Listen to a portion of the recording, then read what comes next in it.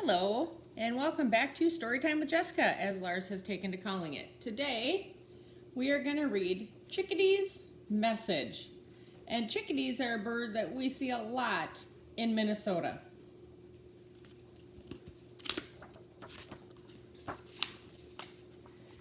It has long been said among the ancient peoples of the North Woods and the prairies that the chickadee, though very small, is very wise. This brave and cheerful little creature understands many of the mysteries at the heart of nature and in the hearts of humans. There is an old story that tells of these things.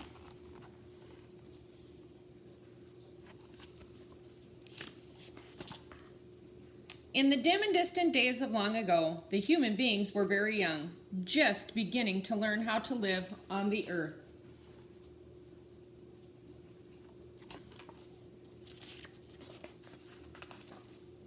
But they looked and listened well. They learned from their relatives, the birds and the animals and the plants. They learned that the earth was good, full of many teachers and wise helpers who showed the people a good path to walk. Thus they learned to survive, to live in balance and beauty.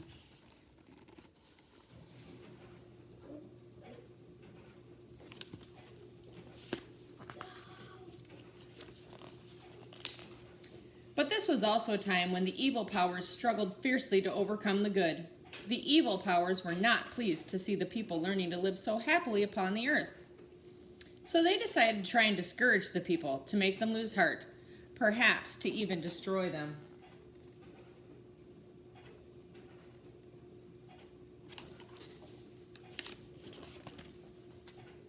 And so it was that the evil powers sent cold and bitter winds, snow and storms to try and break the people's spirit.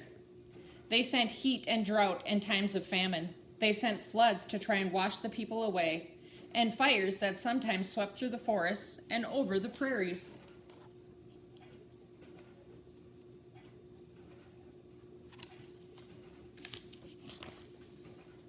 The evil powers set all these forces loose upon the earth to create hardship for the people. Finally, they said, "Surely by now we have broken the will of the human beings. It is time to send a messenger to learn how things are with them and to bring the word back to us."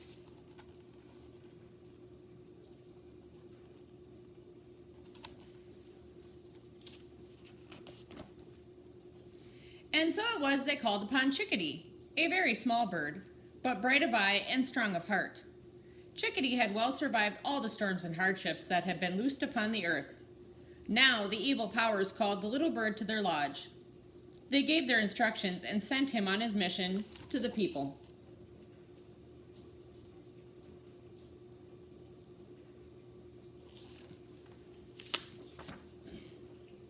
It was not easy for the chickadee to find his way through the winds and storms, through the cold and the darkness. But the little bird was wise. He knew where to find food and to seek shelter. At night, he rested in the cavities of old trees or deep within the sheltering boughs of spruce or cedars. So there's the chickadee.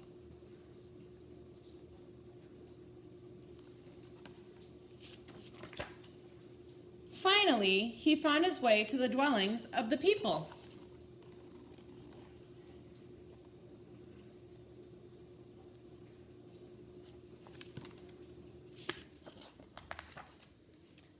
There he was treated with kindness and respect, and given a place of honor by the fireside to warm himself. He was given food, and anointed with a smudge of fat, the sign of plenty. He was marked with a dab of red paint to symbolize the mystery of life. After these ceremonies and marks of respect, the people waited and listened patiently to learn what their little guest had to say.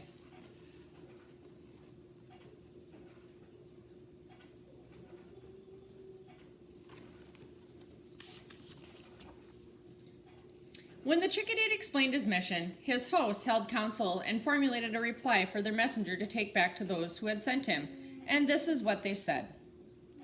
"Go back to the evil powers, little brother, and tell them this, that the human beings are still alive and hopeful, and ever will be, that the people will not be broken by discouragement, nor defeated by storms and stress, nor vanquished by hunger, nor destroyed by hardships. Tell them the human beings will always live upon this earth, and that we will remember the goodness of life, and that the world is filled with beauty."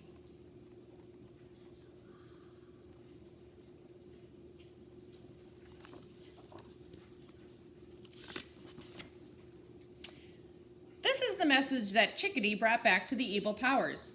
It is the message these little birds have proclaimed ever since, from firs and pines and oaks and cottonwoods, in winter and in summer, in blizzard and in drought.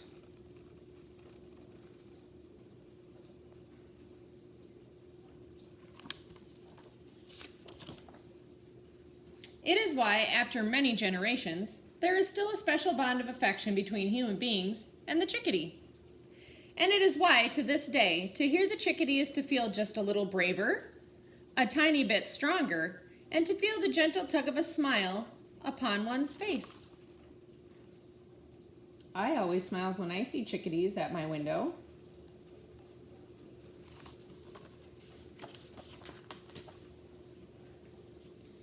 So, a little bit more about the book and about the chickadee. Many years ago, on a solo canoe trip in the North Woods, I was having a bad day. Rather, a whole series of them. I'd been going through a rough patch personally, and now the combination of poor luck and worse weather had me lonesome and in a deep blue mood. As I paddled in the wind-driven sleet and rain, I passed over an overhanging spruce. Chickadee-dee-dee came the sound, and there was the tiny black masked bandit hanging upside down, peeking merrily at a spruce cone. Though I had seen countless chickadees in my life, it was as though I were now seeing one for the very first time. He called again, and another answered, and then another, and I saw that the whole tree was alive with chickadees, behaving as they always do, active, cheerful, and enjoying life and the beautiful weather. After staring for a good long time, I wondered, what happens if a chickadee gets depressed? And then I realized I didn't think I'd ever seen a depressed chickadee. Then I remembered that many other small bird species like to hang around with the chickadees. Good survival skills, perhaps? People enjoy their company as well. Just good survival skills, good cheer, good company, strong spirit. And then I thought maybe it's all part of the same thing. Whether or not we would agree, I paddled away a little stronger with a brighter outlook that I've kept despite my ups and downs ever since. And when the weather of life turns foul and there is always a little black friend in the back of my mind reminding me. Years later, I found a version of this ancient tale in a delightful old book and got a shiver up my spine. It was part of a long, rich tradition of stories about the chickadee among the Native American peoples. I realized that I was just one in a long history of people who learned something special from this tiny bird. And I felt in a powerful new way more connected to the natural world and to people everywhere. I have been telling this story and others like it ever since. I am delighted to share it here, beautifully brought to life with illustrations and presented with love and care by my publishers. I hope all take it to heart and grasp its meaning. Good journey to you. That was written by the author of the book, explaining why he came up with this story for the book. Now, a little bit about the black-capped chickadee. The black-capped chickadee is a little bird with a big personality that often visits backyards across the northern United States and Canada. A frequent visitor to bird feeders, it often swoops down quickly and hops from place to place as it pecks at seeds. Unlike many other birds, the chickadee doesn't migrate in the winter and needs to feed every day in winter. Yet rain, snow, or shine, the chickadees always seem to stay cheerful and lively, going along its merry way, storing seeds and coming back for them later.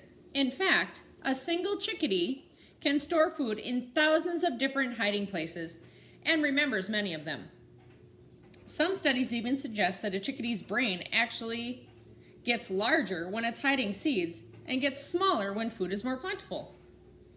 The chickadee's name comes from its familiar chickadee-dee-dee call, but it also gives a high-pitched two-tone phoebe call that the chickadee's call might sound simple, but the calls are very complex and language-like. Chickadees are very chatty too. They can have as many as 15 different calls. These calls include all sorts of information. Some identify different flocks, while others alert chickadees to their predators. Despite the harsh environment they live in and the dangers they often face, chickadees are revered in part because of their curiosity.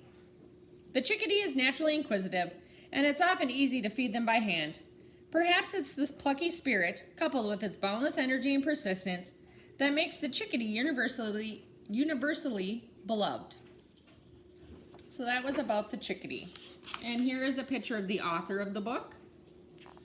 And the illustrator, who is the one who drew all of the pictures.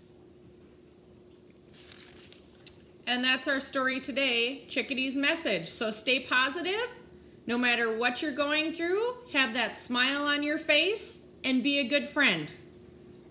That's all for now. See you guys next time.